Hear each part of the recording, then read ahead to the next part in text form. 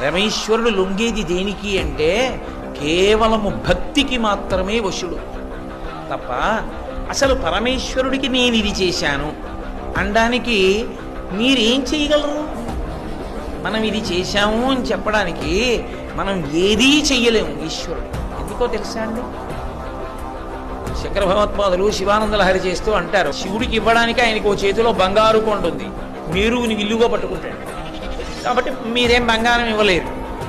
బంగారం అంటే రాత్రి వేళ గబుక్కుని ఏదైనా డబ్బులు కావాల్సి వస్తే మరి వెళ్ళి అమ్మి డబ్బు తెచ్చుకోవడానికి అవకాశం ఉండదు కదా, నా దగ్గర రూపాయలున్నా ఇస్తానంటారేమో. నవనిధులకు అధిపతి అయిన కుబేరుడు ఎప్పుడు పక్కన నిలబడి ఉంటాడు, ఇంకేమి ఇస్తాం మనం?